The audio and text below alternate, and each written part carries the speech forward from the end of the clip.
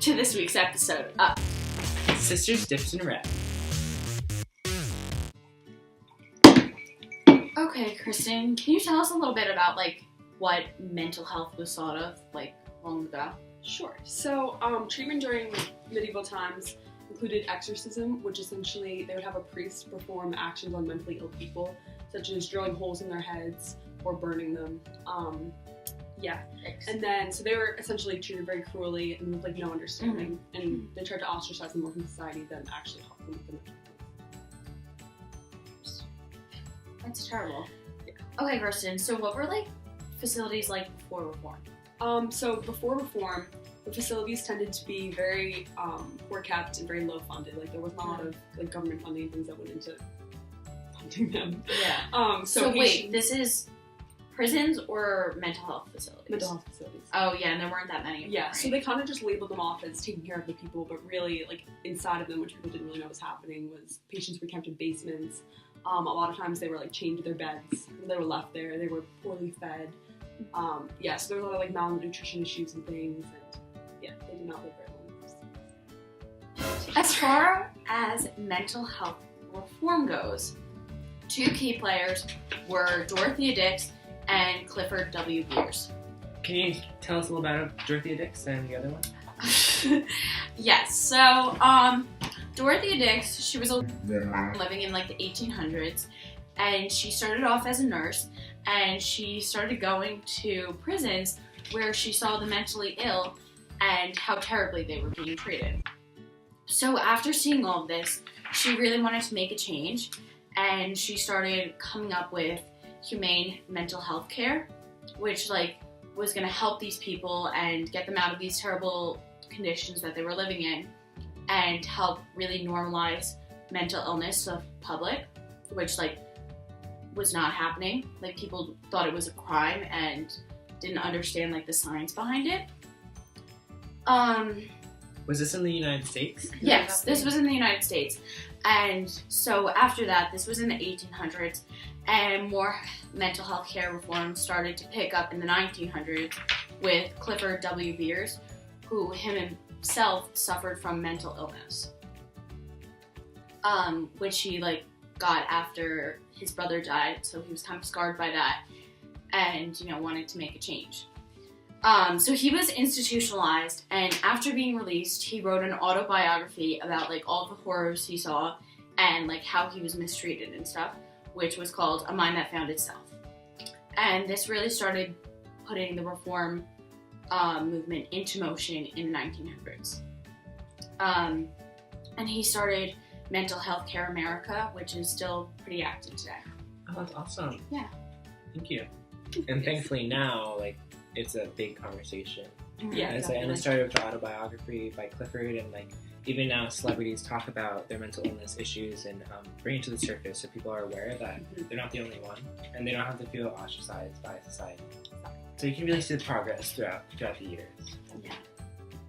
Okay, so the next topic we're going to be discussing today is transgender people and, like, the rights that they've been getting and the, like, movement towards getting them more rights, while it's also still kind of being talked about, and there's potential for them to be moving backwards. So honestly, the conversation is starting with transgender people. Like, I'm not that I'm super well aware, but I know about transgender people. Like, I know they exist, and this is much more than I could say, like, 5 years ago, which is a step in the right direction for trans people and trans people's rights, kind of thing. I know even, like, my little cousins who are, like, 10 and 12, like, they know exactly what it is, and that's just, like, what they need in order to start getting more rights and just normalizing it in society.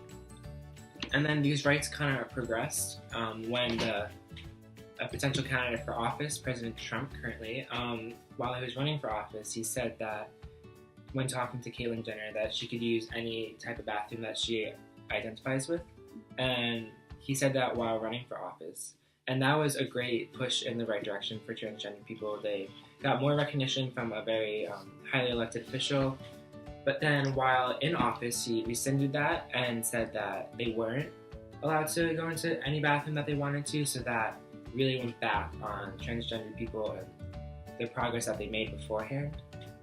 It's just like that was a big step for them. Like, I mean, us like thinking what bathroom we can use is not a big deal, but like getting that recognition was a huge step for trans people. And it's just like, it's really sad to see that like get thrown away.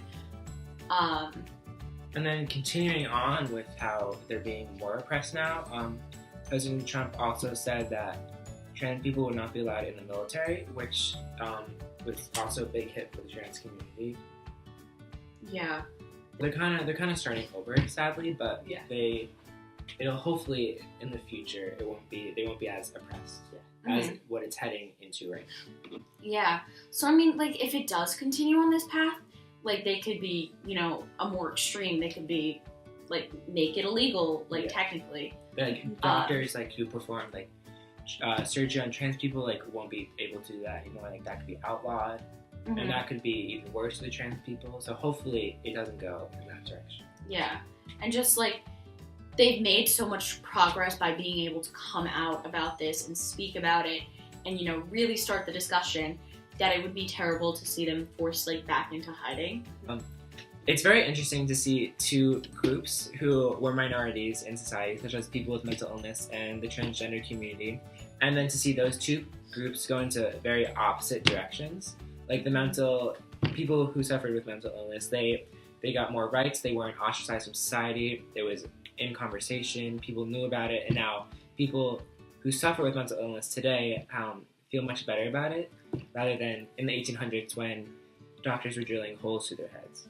Mm-hmm. And the transgender community went in the opposite direction, in a negative direction, and their rights are kind of being oppressed again, and they aren't being allowed in bathrooms with the gender that they identify with, and they aren't allowed in the military, which is a huge thing. And it's sad to see a minority group who had a few rights and then for those rights to be taken away. And it's funny to see how two groups can end up in totally different places. Thank you for coming to our talk show. Join us next week for another episode. We'll be discussing The Circle by David Eggers. Bye.